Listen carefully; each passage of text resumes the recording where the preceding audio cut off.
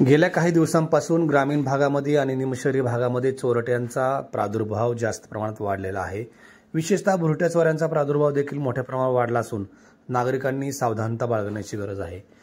बारामती तालुक्यातील बांदलवाडी येथे झालेल्या चोरीच्या घटनेनंतर आता दौंड शहरात एकाच दिवशी पहाटेच्या वेळी 2 हॉटेलमध्ये भुरट्या चोरांनी चोऱ्या केल्याचे दिसतंय। साधारणपणे एका हॉटेलमध्ये पहाटे 3 वाजता तर दुसऱ्या हॉटेलमध्ये पहाटे 4 वाजता ही चोरी झालेली आहे। त्याची ही सीसीटीव्ही दृश्य आहेत। दौंड शहरातील पोलीस ठाण्यासमोरील हॉटेल कल्पलतामध्ये या चोरट्यानं चोरी केलेली पहाटे 3 वाजता आणि त्यानंतर दौंड पाटस रस्त्यालगत असलेल्या हॉटेल संगममध्ये देखील पहाटे 4 वाजता याच चोरट्यानं ही चोरी केलेली आहे।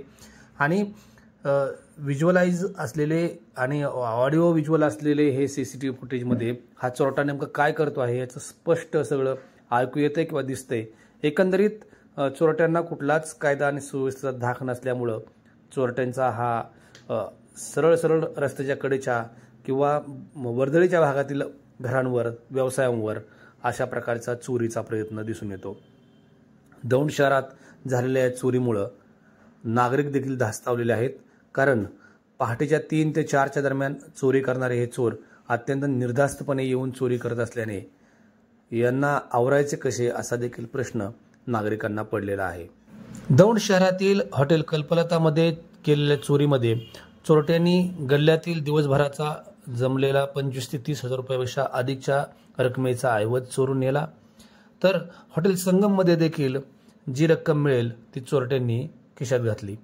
एक महत्त्वाची गोष्ट अशी की नागरिक सावधान आहेत, दक्ष आहेत, पण तरी देखील चोरटे हे रेकी करून चोरी करत असल्याचे देखील समोर आले आहे। कारण या चोरट्याला हॉटेलचाच छंद काय एवढा लागला असेल तर पहा, त्याने 2ही ठिकाणी चोरी केली, ती हॉटेलमध्येच चोरी केलेली आहे।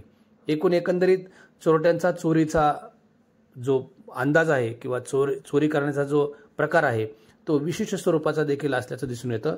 काही ठिकाणी अर्धनग्न असलेले चड्डी घातलेले चोरटे फिरत आहेत, काही ठिकाणी कोयता घेऊन चोरटे फिरत आहेत, काही ठिकाणी चोरट्यांच्या टोळ्या फिरत आहेत। एकूणच हे काही भुरट्या चोऱ्या तर काही ठिकाणी संघटित गुन्हेगारीचे दरोड्याच्या स्वरूपातील घरफोडीचे गुन्हे देखील या निमित्ताने पाहायला मिळत आहेत।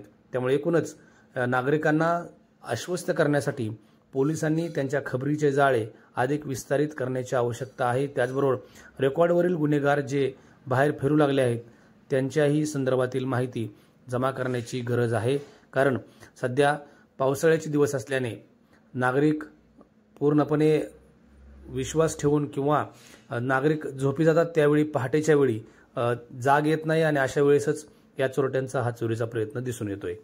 दौंड शहरातील हा चोरीचा प्रयत्न आपण पाहिलात। हा व्हिडिओ हॉटेल कल्पलता आणि हॉटेल संगम या 2 हॉटेलमधला आहे की जो दौंड शहरात घडलेला आहे।